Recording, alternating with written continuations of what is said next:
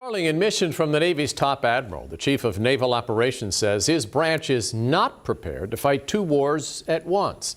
Admiral Mike Gilday says the military needs more ships. But as Mike Gooding tells us, the CNO made the remarks while he defended a plan to reduce the size of the fleet.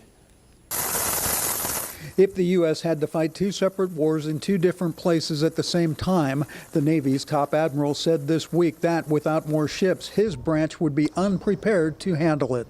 I think we'd be challenged. Right now the force is not sized to handle two simultaneous conflicts. It's sized to fight one and to keep a second adversary in check. But in terms of two all-out conflicts, we are not sized for that. The current fleet stands at 298 ships, but Chief of Naval Operations Admiral Mike Gilday told the Senate Armed Services Committee on Thursday he supports the Biden administration's proposal to reduce the fleet to 280 ships by 2027. Gilday said it's smarter to retire aging vessels while at the same time building newer, more sophisticated and more lethal ships. We cannot field a fleet larger than one we can sustain. And at today's fiscal levels, quantity simply cannot substitute for quality.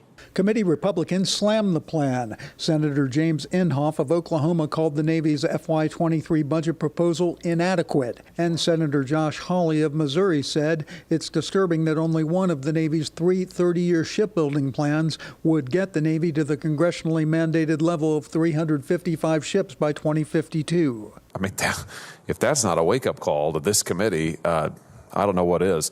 Mike Gooding, 13 News Now. The Navy is on track to decommission 5 Ticonderoga-class guided missile cruisers this year due to their costly repair work. The Navy's stated goal is to eliminate the entire 22-ship cruiser fleet by the end of fiscal year 2027.